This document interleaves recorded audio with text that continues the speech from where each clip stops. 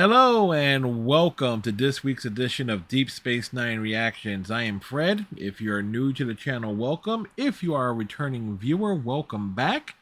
For those who are new here, here's how I do things. I watch the episodes of Deep Space Nine in their entirety here on this this series of videos. But to get around DMCA purposes, the episodes are blurred and obscured as indicated here. Furthermore, you don't hear any audio from the episodes unless they get picked up from my speakers to my microphone. Again, for same general purposes there, but I do try to be descriptive with what I see, with what I'm reacting to, especially if I want to point out something that I may notice. I make reference to other episodes of the series, stuff that's happened before to prior episodes, as well as stuff that I know that happens later in the series.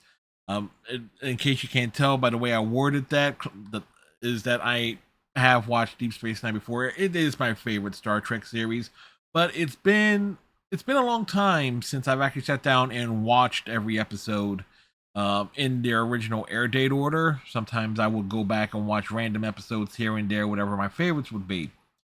So that said, this week we are picking up with Past Tense Part 2, one of the a two-parter that, oddly enough, has aged extremely well considering everything that's happened in the United States since 1994, 1995, as it relates to dealing with the homelessness, people looking for work, people being people needing food. It's like the affordability crisis, all of these things that we are dealing with in society here in the year 2026 was basically stuff that was happening 30 years ago. And all I can say is uh, politically charged. The Republicans have primarily been in charge of things over the course of the last 25 years. So what can we do, folks? What can we do? We got enough. Well, they're like what 30 some odd million idiots who pre-ordered GTA 6, so that kind of gives an idea of like how many morons there are that voted in for the Republican Party. And a certain orange faced Goomba uh into the White House. But yeah, and what can I say? It's a politically charged, socially relevant episode of Deep Space Nine that I'm going to be rewatching here. So let me just get right into it. Last Time on Star Trek Deep Space Nine. I think I know Cisco transporter. All right, needed to lower that a little bit there. Like, where's the transporter being sent them? I sent them to August 30th, 2024.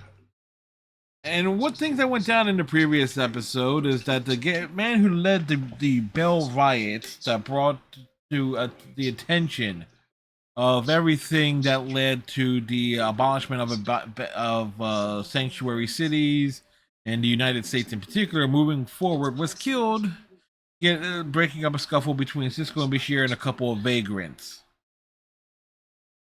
And thus Cisco has to step up into the role of being the man who who handles the Bell riots.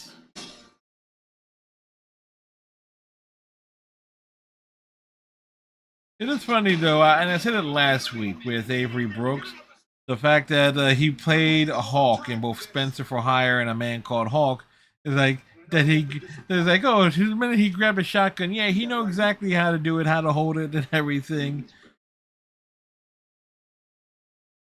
As it relates to is like being in a very intimidating man, and you just wish that there's like, what if Cisco had the bald head and the goatee? And the guard's name, security dude is named Bernardo. Has a busted lip too.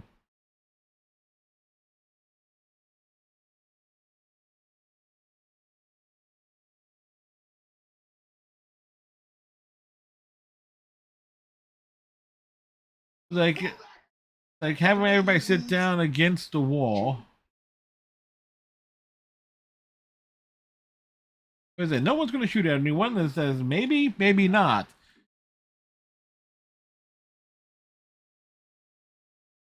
Like he clearly did not know that what a bargaining trip is.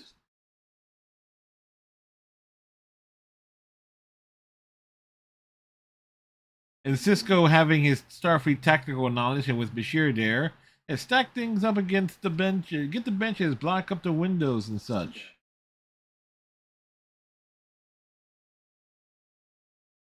Oh, and then here comes a guy from Gremlins.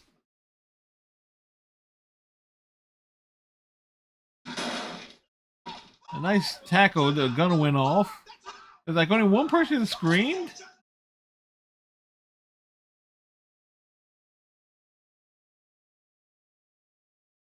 Like, calm down. No one's gonna hurt you. It's like, yeah, it's a tough situation for folks to be calmed in.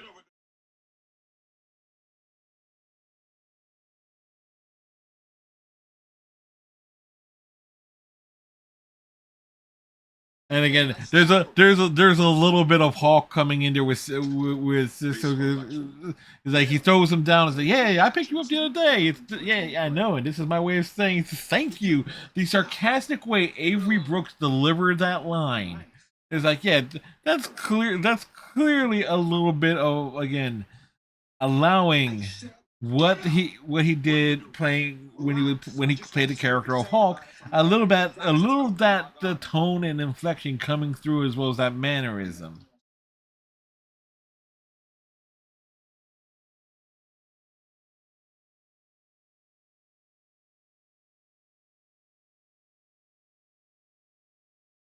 Yeah, Bernardo's gonna do it, and Vin is 2 days away from retirement, or looks like it.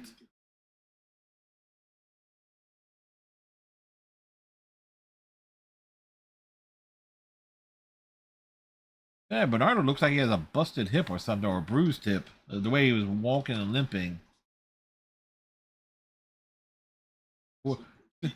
Cisco, like Bashir, Cisco saying that he knows what Bashir is thinking. Like, there is no way he has a clue what Bashir is thinking.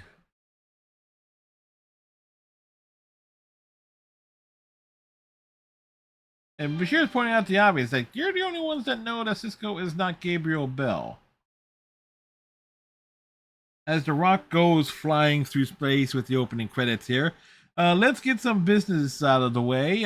Typical stuff here. Obviously, like, comment, subscribe, all that good stuff that YouTube likes to be mentioned in every single video. I do it here to get, all that out of the way. Sure, it helps the channel out, but and so forth. Of course, as y'all know, there has been a recent plumbing issues. And also discovery of a few electrical issues in my house now. That's a separate thing. Gotta get estimates on that. But if you want to donate a few dollars and help out in any which way, help keep the lights on, literally in this case, there is a PayPal donation link where you can kick a few dollars my way if you be so inclined. There you go. But the fun stuff is I do stream nightly live over on Twitch, 7 nights a week. Start time of 9:30 p.m. Eastern, Mondays to Fridays, and at 5 p.m. Eastern on Saturdays and Sundays. Current games being featured are Yakuza Like a Dragon, Final Fantasy VII Rebirth, and Resident Evil 5.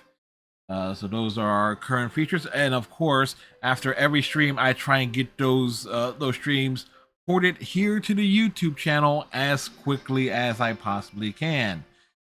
Wonder why there are bags under the eyes? It's because I wait to make sure that those uploads go through. if you've ever wondered. Anyway, as far as the cold opening goes, that's certainly a nice. Great cold open, picks up right where things left off from part one. I don't wonder if there will be if there's ever was a theatrical cut of Past Tense parts 1 and 2. National Guard has been mobilized and headed to Sanctuary District A. Like there's mounting tensions and filtering in the districts. And of course, Vin is played by Dick Miller, who I talked about last week. It's like when you and here's the commentary: when you treat people like animals, then you don't be surprised when they're going to lash out.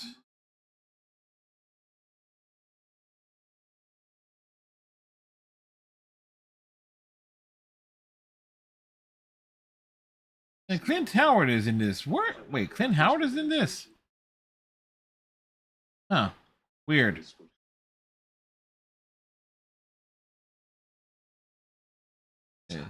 It's certainly a madhouse out there, in there. And of course, all these particular vagrants, the armed vagrants, are called ghosts.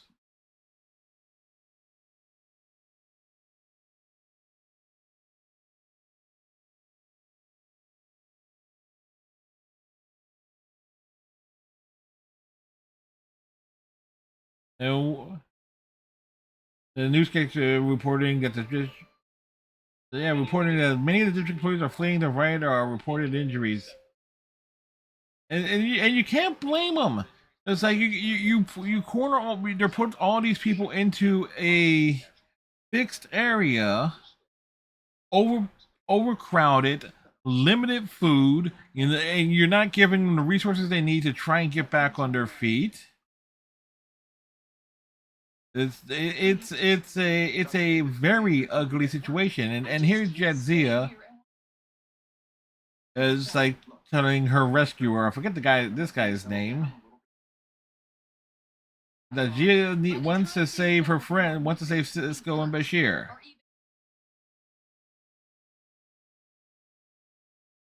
And Jadzia having the moral high ground, as they're pointing out, none of those people belong in those sanctuary cities. And now we get to Long Come to Defiant. It's like they have to beam folks into the past to try and find them and and fix the timeline. Like where they should look or when.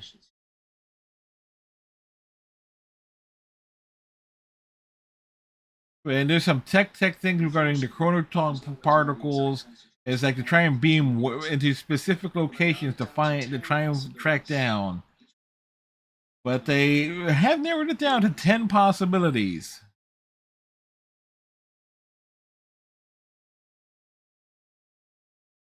And Nerys is going with a little bridge on her nose. It's like the little thing on her nose disguises her Bajoran heritage. It's like she broke her nose. And that's what it looks like.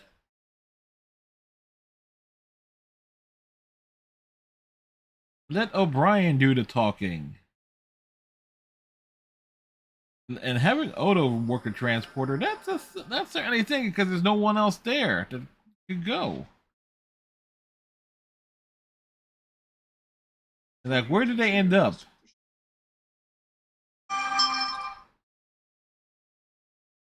And being somewhere, what, 1930s? At least go by the car. Mid 20th century? No, earlier than that with that car. That has to be 1920s, 1930s.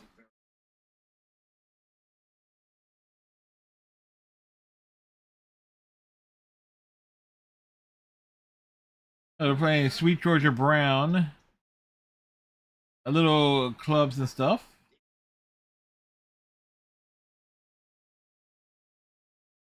It's definitely 1920s with the. But at least judging by the clothes of them coming out of like a little speakeasy, like a underground basement level club.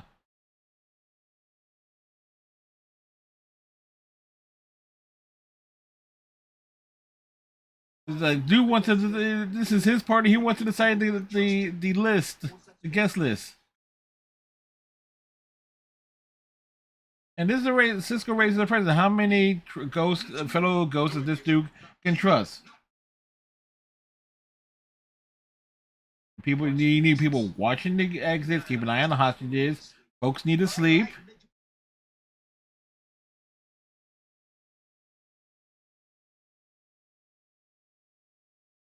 But he just has these figured out.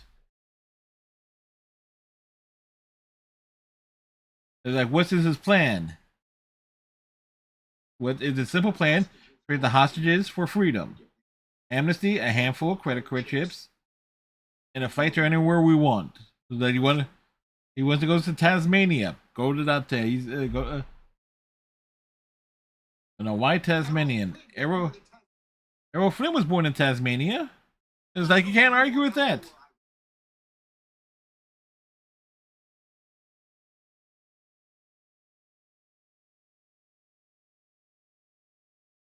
So it's like you got to think of the bigger picture here, because now it's like because I don't know who this the name of this other character that's joined Cisco here in the scene is. I don't remember his name, but they have to reinstate the Federal Employment Act and get like a couple of things set up there. There's just so much here. Like you want jobs. Yeah, what are you gonna get if there are no jobs? And that's the problems. That's the thing when you're looking at this episode and realizing the how, especially in the United States here in 2026 at the time I'm recording this, it's very tough for people to get work. You got AI and stuff taking a lot of jobs already in a number of different industries, and then realizing how relevant this episode, again, the two-parter is to the current day. It's a fascinating watch.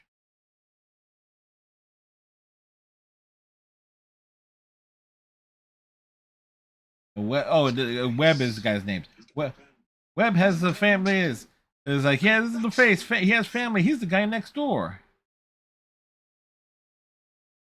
Is like, there's a Joey dude is named Webb. That's. Meanwhile, Jadzia. Oh no, Webb is accessing the computers. He's gonna be a plant manager at Chemetech Industries.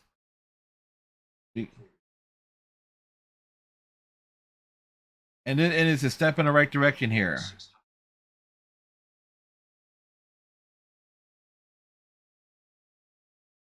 Oh, they terminated the link.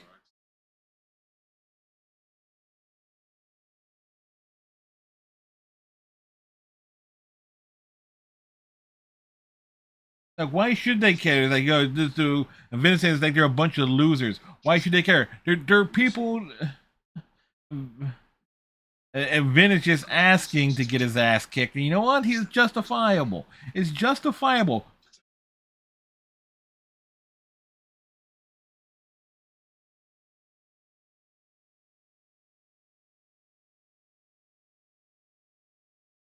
Vin is only going to make things worse. That's what it is for.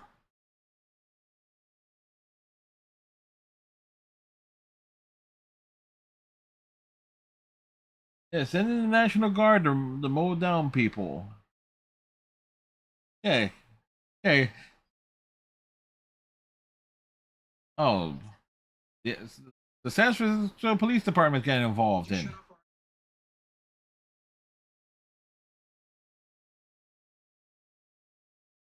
They want to talk one-on-one, like a member of the SFPD, a detective nonetheless. Wants to have a talk. Hey, you want to see the hostages? No problem. What for? To make sure that they're okay, obviously, but standard procedures. But also keep in mind here that this is it is a video. It is basically Skype what they're using here, and again, this was basically predicted in 1994. This was the episode there in 1995.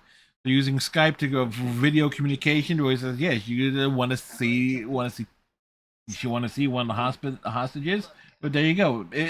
Again, that's kind of works because again, every phone has the ability for video chats.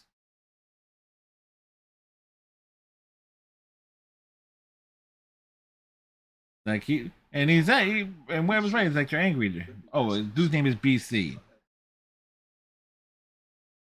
Why does BC? He's not going to be happy until he's hurt one of the hostages.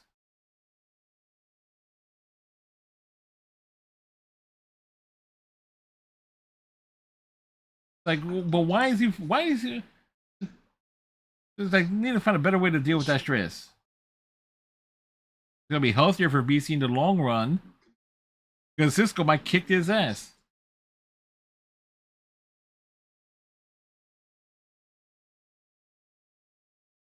It looks better with the hat up or the brim out.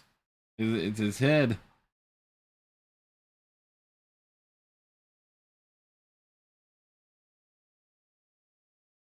When they want to meet by the main gate, Bashir has a shotgun. It's gonna be a long night. It's gonna be a long day for him.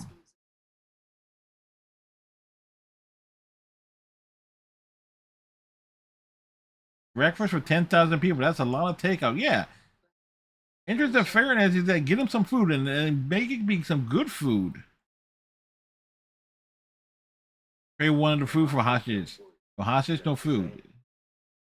That's what they are saying. And I'd say giving up one of the hostages is a show of good face, but that's like typical what you see in almost any police procedural drama, and whether it be that's just par for the course.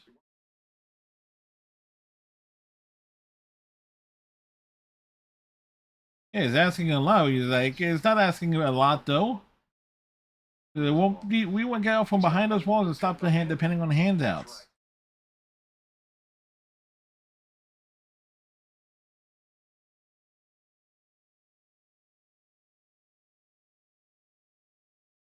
And she can't make any promises, but it's like, yeah, pass those demands to the governor and run them up the thing, or run them up to the president even.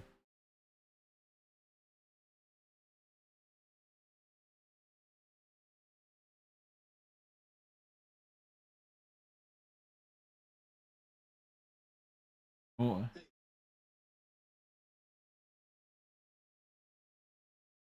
Yeah, he's a doctor, and Bashir is noticing something's wrong with the secretary.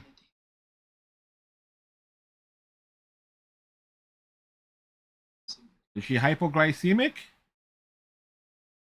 And yeah, he can tell.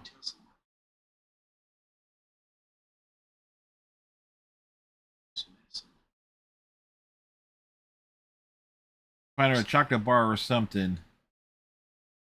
It's like, yeah, that's a tough thing there. And again, the commanding presence that Cisco has is wonderful. It's like, yeah, people realize this is the aura, the command presence Cisco has.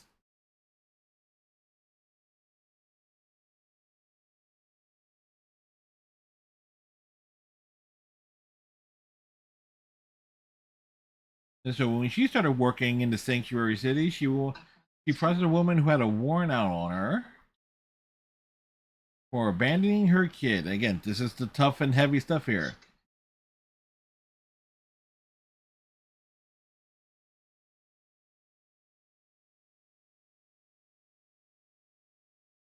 Yeah, at least she left the kid with the family.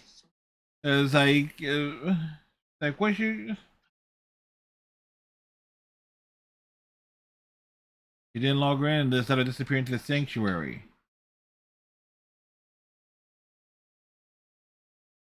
And then she almost lost her job, and it's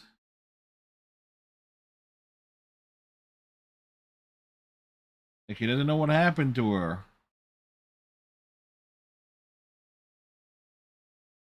Again, the heavy stuff here when you're trying to contain the unfortunate who don't have the resources or the education to to to keep up with the times. And it's like those, as I say, the rich get richer, the poor get poorer, and those in the middle class, are just basically kept are basically used to keep the poor poor.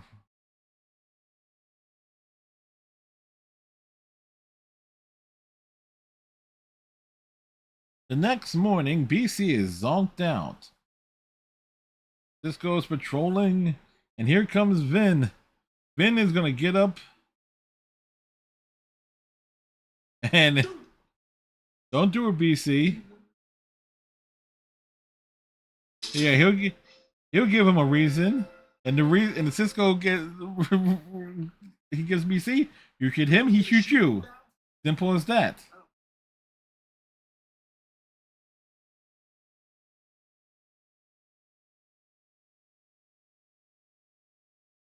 And Cisco has had enough of BC, and he doesn't like the hat.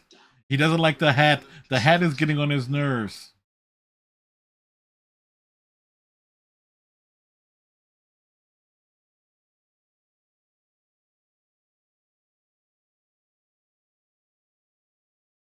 And Webb is stepping up to BC and pushing the gun down.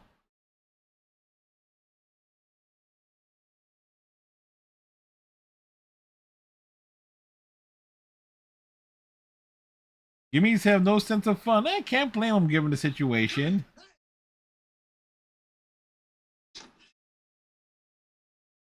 Now you listen to him closely because he's not going to say this again. The next time you do try something stupid, he will make it regret it.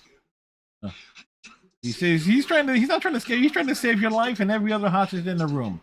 And Vin is not making it easy.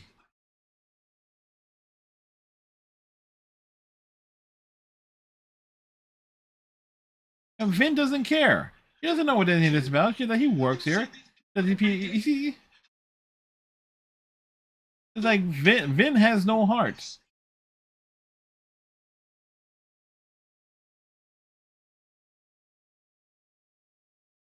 It will be a start if he gave a little bit of a damn. You get back in the room and you shut up. Because when Cisco there's a running joke as relates to Avery Brooks that he has two levels of speaking. One whispers and two shouting. And O'Brien and Okira has made it into the 1960s.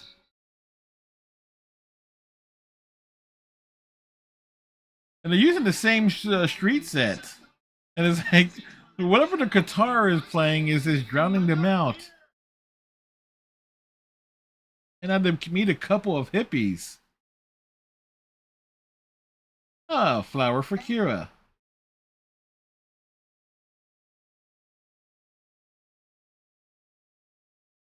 Like, peace, man.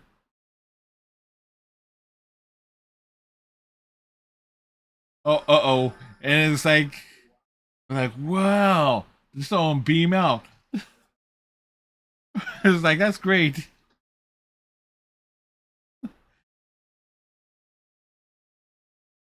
Aliens were involved. Danny was found. And then Webb's reunited with his son and his mother and Jeannie. All right, the wife and sister are with the Petersons. That's good. Danny wanted to be here with his dad.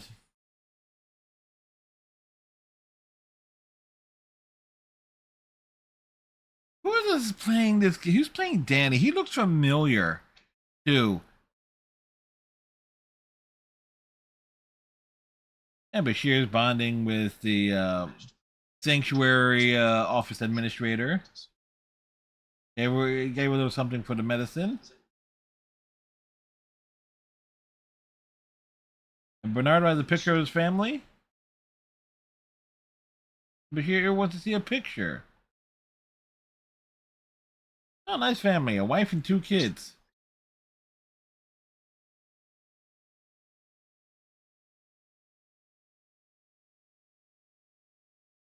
Yeah, Bashir said, look, Bernardo's family is probably worried on it, but you know what? Some things are more important at the moment.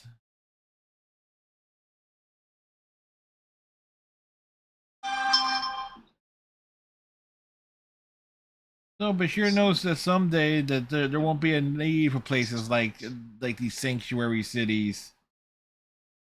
I forgot, and her name is Liz. Like, you know what's kind of weird with watching some of the stuff with closed captions? They don't always put the names next to of like who is speaking, and that would actually be nice to see folks speaking off screen. And a lot of times they don't like give names to folks. The governor tells Sharon that he'll reduce the charges against you if you let the hostages go. But what about closing the sanctuary? Like, The governor promises to form a committee. It's like the commit, and it's like, yeah, the committee's not going to do a damn thing. Change takes time, and you're ran out of time. Yeah, consider taking the governor's offers, or else what?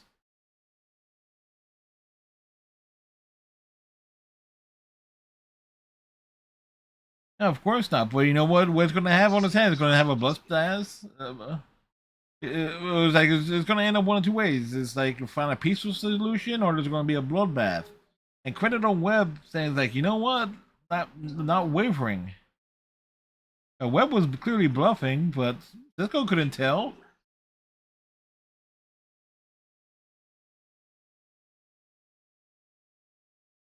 Opening the sewer. Who's poking her head out the sewer?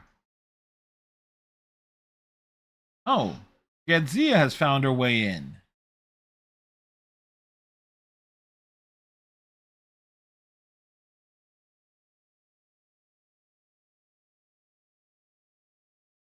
You know, and looking in that outfit, boy, Terry Farrell is gorgeous in that outfit. Wearing like Norma's clothes. You talking like a full dress. This is like leggings, heels, that coat, and a dude following her.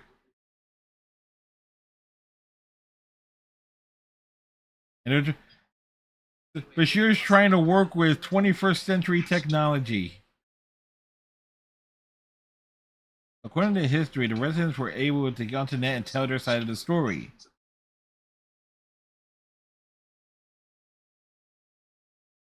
But how did they get? Maybe it was if Bell. Maybe it was Bell who got through the outlet. Oh, the Dims has brought in Jadzia, and so the away team has been reunited.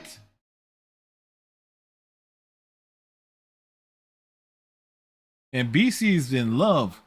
Also, as it relates to Jadzia's hair, her hair being done up in a way, and it's very. It's like looking at Jadzia's hair. You know what it reminds me of? It reminds me of Kira's hair in the first episode. Biddle Coolidge. His name is Biddle. No wonder he goes by BC.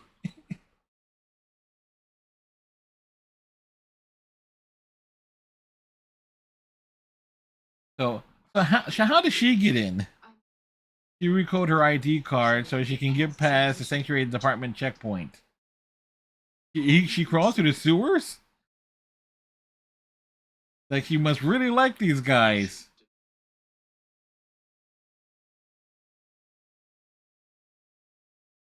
Like, how did she get in there?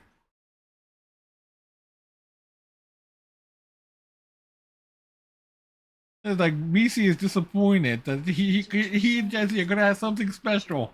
Jesse has that effect on so many people. But again, I gush on this all the time regarding how tall Terry Farrell is, and it's like she's absolutely gorgeous, and having her in like a formal non-uniform attire certainly works.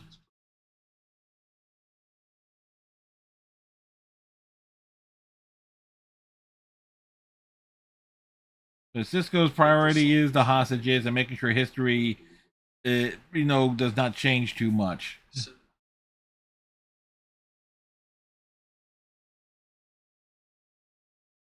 And Jadzia needs to get the hell out of there because she's a trill. And Bashir will stay. And it didn't take long to convince Cisco of that. And Jadzia's had enough things to access that.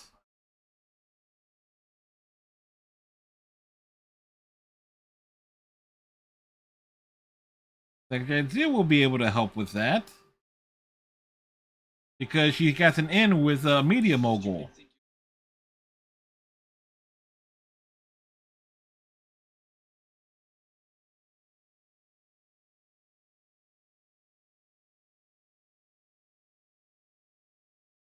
All right, so they took the com badge.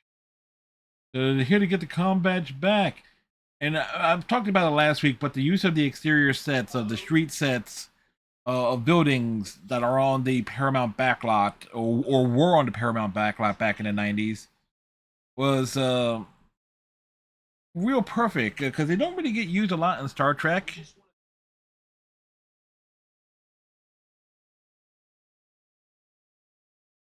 Uh, this is Clint Howard. Clint Howard is invisible. And this is his second appearance in Star Trek because he was in, what was it? The Corbomite maneuver. They can barely see him. Someone get him some Tranya. As long as the folks upstairs can't see him. The aliens. Suck your brains out right through your ears. He's an alien. Look at the spots.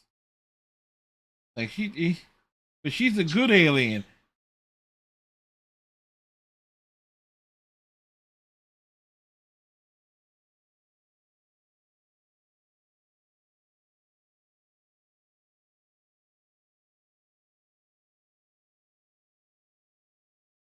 Like, don't tell anyone. Like she was an alien.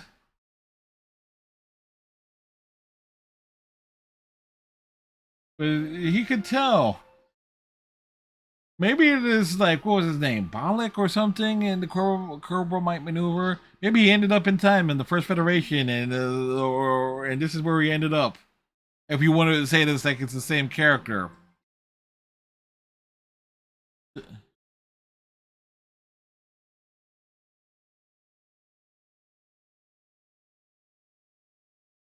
Heavy sewer. As, no, this guy wants you want him to override as you want him to override the government lock to give a bunch of criminals access. But are they acting like criminals? They have guns. They have taken hostages. And what are you going to do? What's he going to do about it? Don't you want to know? Don't you think the public wants to know what's going on in there? It's like she's asking him to break the law. She's asking him to give those people a voice. That sooner or later, the government is going to retake the sanctuary district, and there are going to be a lot of casualties. That's going to be the problem. And it's like, and another great thing about Terry Farrell as relates to Dax is like when she gets intense on the scene, like because she has some blue eyes, is like blue eyes and that can be very intense and like very intimidating. A bunch of folks are starting to tell their stories, and everyone's getting a chance to speak their story. Like dude got laid off because they got some new equipment and stuff. Like, he was never broken into law or anything. He didn't want to hurt anybody. He just wants to get back to what he was doing. That's all.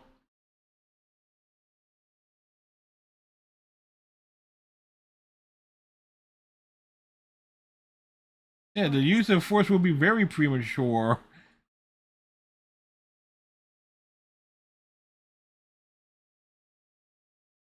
What about the hostages?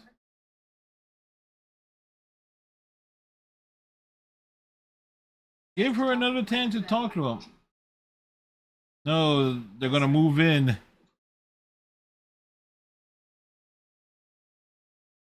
You know what's also funny about this? Around the same time, when did RoboCop 3 come out?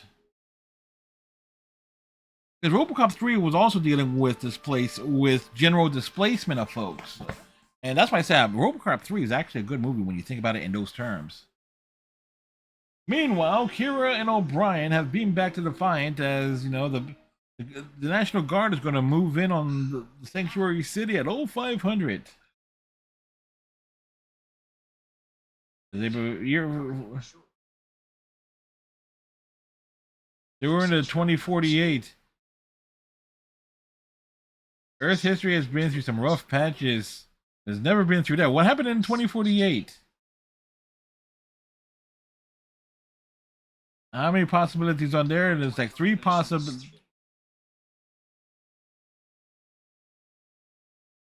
But they can only make one more attempt.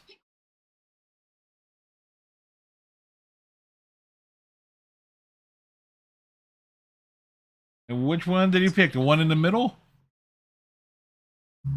Energize.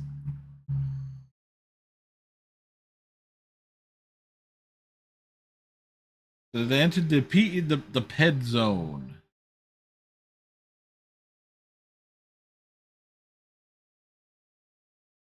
Okay.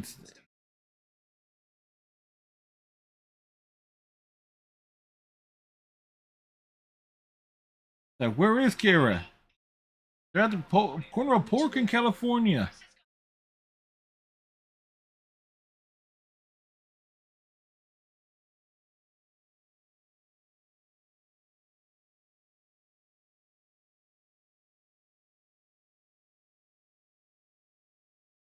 Yeah, Kira is now stuck on 21st century Earth with O'Brien. 15 kings were taking him in a day. Bashir prefers tennis. Soccer. 15 kings or 99 Yankees. The Kings. Buck Bokai's rookie year. And Cisco knows about Buck Bokai in baseball. So again, nice callback there to If Wishes Were Horses from season 1.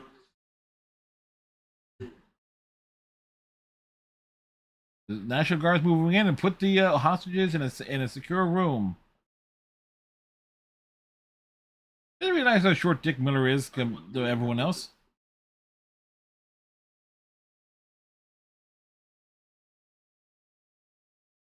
Oh, and Danny's still there. He's sleeping on a desk like that. That's a sturdy desk to support a weight of like about 150 some odd pound dude.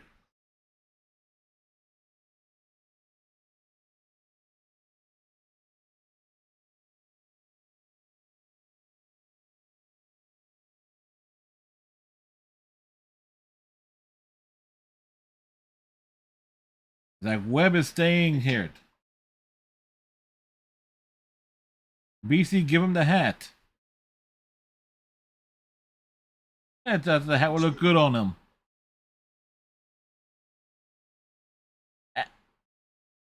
Actor who plays Biddle has like a hell of a good head of hair, seeing him without the hat on. It's probably raining in Tasmania anyway. This is like good reason there.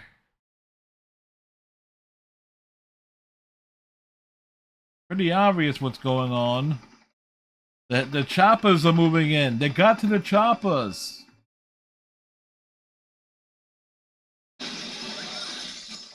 There's a breach. Explosions.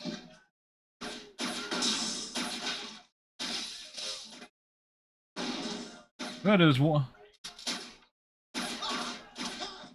BC is down. Webb is down.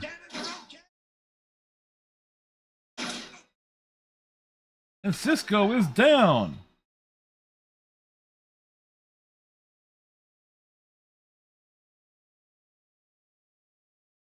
Yeah. There's like they went in and there's a bunch of white dudes. So, do you look dead to you? Their orders were to pacify the building. Yeah, they certainly did a good job of pacifying it.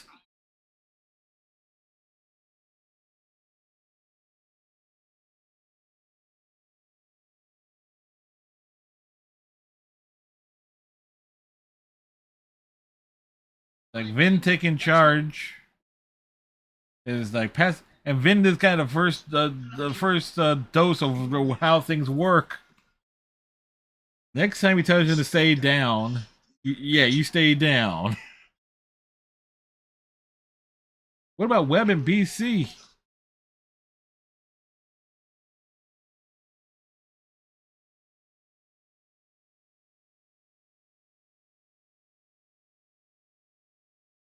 Webb at least got to say goodbye to his son.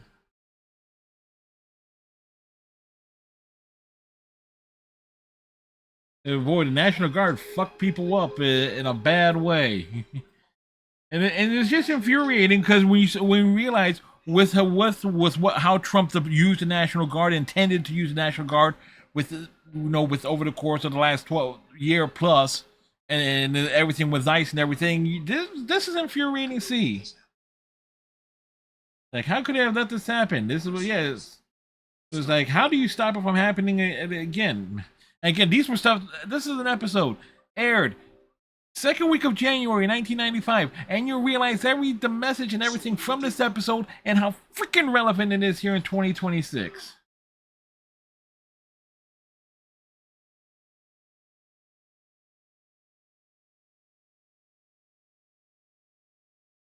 How could you say what happened to them? They just said they hit you.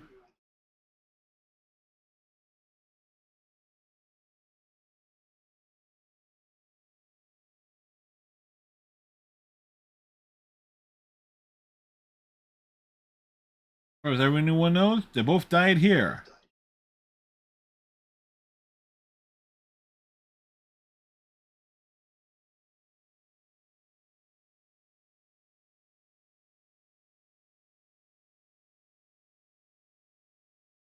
There's one more thing they need. Tell the people the truth that what happened. Yeah, Vin would have done it anyway, especially considering how things are rolled out there.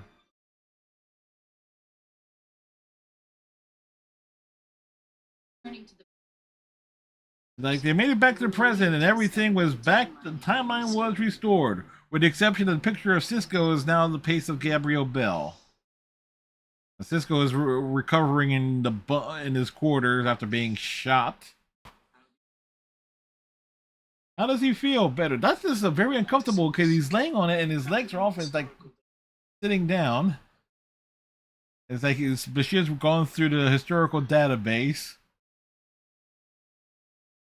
And the revelation is that Cisco's face is now the face of Gabriel Bell. At least it's a good picture. I haven't Bashir seeing a little bit of the 21st century. There's a little something he doesn't understand. How could they have let things get so bad? That's a damn good question, and we're asking, and we're asking at here. It's like you wish you had an answer. Hell, we're in the early 21st century, and it's amazing. It's like how fucking bad things have gotten. It is simply remarkable at how bad things have gotten so far, so fast. And you can trace a lot of it back to the 2000 election, 2000 presidential election. You can trace it all back to there. Yeah. It's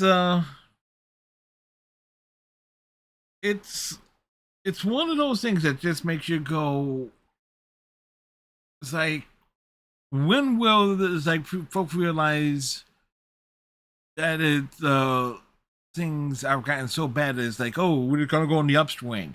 It's like, oh, corporations are making millions, they're making more money than ever. Yeah, but what about the people? It just makes you wonder. Anyway, as far as I'm concerned, Past Tense Parts 1 and Part 2 is a great wonderful self-contained story.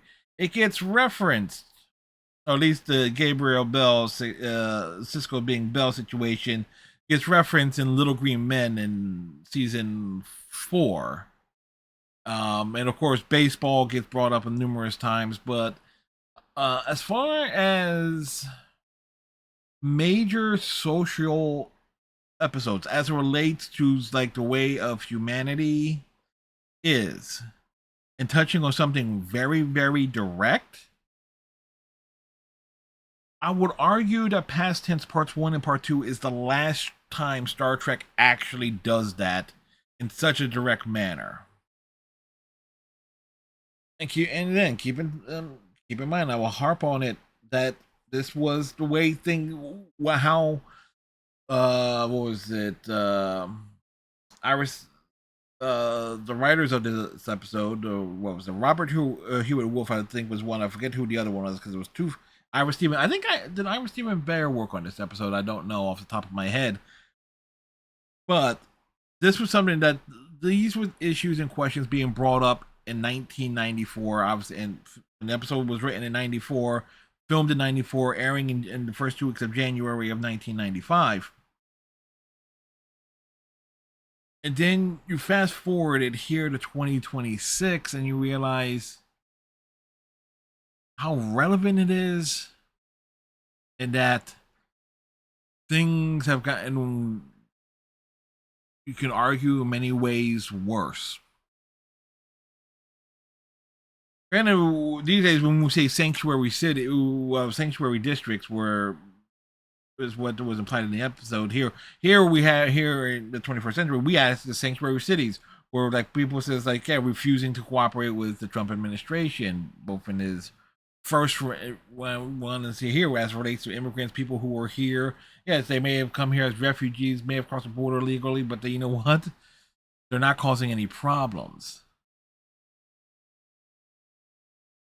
But anyway, I will happily defend the past tense two-parter against all comers. Anyway, next week we'll be covering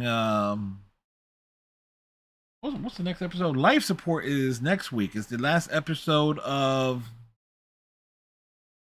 Bareilles' last appearance, as his character Vedic Bareil gets bumped off in next week's episode. And so that'll be interesting to talk about, is like why the character kind of fell off the way he did. And I do have some opinions as it relates to the character of Bareil. But we'll save those for next week. Anyway, as always, I will be live over on Twitch later today. Hope if you want to hang out, chat, and so forth, be sure to swing on by. With that said, tighten your friendship bracelet, stay safe, have a good one. We'll see you next time.